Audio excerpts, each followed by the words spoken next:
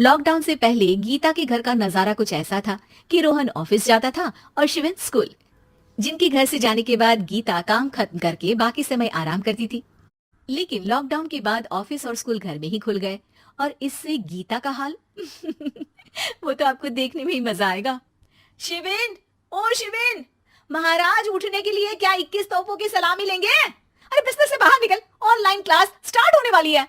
अरे तुम भी हद करती हो, स्पीकर की तरह चिल्लाने की क्या जरूरत है?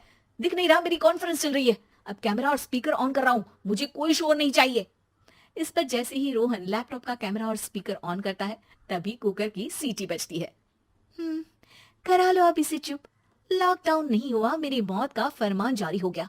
दोनों बाप बेटे ने नाक में दम किया हुआ है। ऐसा बोलकर गीता वहां से शिविन के कमरे में पहुंच जाती है, जहां शिविन अभी भी सो रहा होता है। ओ आलसी, अब अगर 5 मिनट में नहीं उठाना तो आज तेरा गेम और यूट्यूब कैंसिल। माँ की बात सुनकर शिविन बिना 1 मिनट गंवाए उठ खड़ा होता है। उठ गया, अभी नहाकर भी आता हूँ। ये नाटक कहीं और, मुंह पर गीला कपड़ा मार और पढ़ने बैठ। शिविन की ऑनलाइन क्लास स्टार्ट हो जाती है, जिस पर गीता उसे वहां बिठाकर रसोई में चली जाती है। थोड़ी देर में उसे कमरे से कुछ आवाज सुनाई देती है, जिसे सुनकर वो कमरे में वापस आती है। हाय राम, तुझे क्लास अटेंड करने के लिए बोला था, कैमरा ऑफ करके बिस्तर पर नाचने के लिए नहीं बोला था। मम्मी मुझे कुछ समझ नहीं आ रहा, आप बाद में पढ़ा देना ना, वैसे भी अटेंडेंस तो लगी गई है। हाँ बेटा, जरूर बन जा, तू अभी से हम सबका बाप बन जा। अरे नहीं मतलब कहाँ से लाते हो इतना दिमाग, और पढ़ाई करते हुए ये चला कहाँ जाता है? नाइस क्वेश्चन, दिमाग से पूछकर बता दूंगा। शिविन की बातों से परेशान होकर गीता उसे मारने के लिए जैसे ही आगे बढ़ती है तभी वो कमरे से बाहर भाग जाता है। अब शिविन आगे आगे और गीता हाथ में चप्पल पकड़े उसके पीछे पीछे पूरे घर में दोनों घूम रहे होते हैं। इसी बीच वो रोहन के पास पहुंच जाता है और शिविन को मारने वाली चप्पल रोहन के लैपटॉप पर जाकर गिरती है। ओए माँ! मम्मी, आप पापा को चप्पल मार रही हो? वो आज तक के रिपोर्टर, चुपचाप जाकर क्लास अटेंड कर ले, नहीं तो अगली तेरे पीछे लगेगी। इस पर शिविन वहां से चला जाता है, जिसके बाद रोहन गीता से कहता है, इस सर्कस के लिए कुछ बोलना चाहोगी?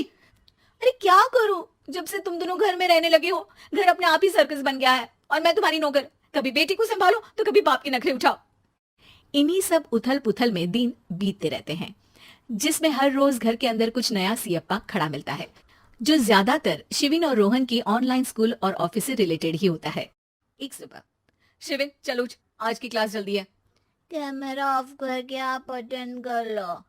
अरे ऐसे छित्तर पड़ेंगे, दादी नानी सब एक साथ याद आ जाएंगी। गीता के लाख मशक्कतों के बाद क्लास तो खत्म हो जाती है, लेकिन उसके बाद शिविन फोन इस्तेमाल करते हुए इंस्टाग्राम रील बनाने लगता है। रसोड़े में कौन था? तुम थी, मैं थी, कौन था? हाँ, मैं गरीब हूँ। अरे ओ गरीब के बेटे, आजा, मैं बनाती हूँ तुझे गरीब। मैं बताती हूँ रसोड़ी में कौन था। पढ़ाई करने बोलो तो इनकी माँ मर जाती है और ये पागलपंतियां जितनी मर्जी करा लो। गीता शिविन को डांट रही होती है, तभी रोहन बीच में बोल पड़ता है, अरे बच्चा ही तो है, इतना गुस्सा क्यों कर रही हो? बेटे का साथ देने की इसी एक कोशिश में अब शिविन के साथ साथ रोहन भी गीता के गुस्से की सूली पर चढ़ जाता है। अगर बेटे पर इतना ही प्यार आ रहा है तो इसे क्लास अटेंड क्यों नहीं कराते, इसका होमवर्क क्यों नहीं कराते? उस समय तो बहुत जल्दी मीटिंग आ जाती है, वो काम मैं करूं और यहाँ इस बेफिजुली की चीज में तरफदारी करके बन जाओ महान। हे भगवान, कोई तो इनके ऑफिस और स्कूल खुलवाओ, मैं इन्हें और घर में नहीं सह सकती। अरे कुछ और मांग लेती, क्योंकि तुम्हारी ये विश इस साल तो पूरी होने से रही, कोरोना।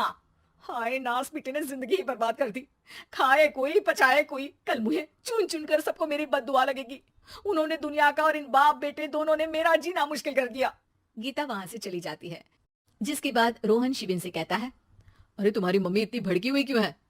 आपकी वजह से पूरा समय घर में रहते हो और उस पर कोई काम कराने की जगह बस ऑर्डर देते रहते हो।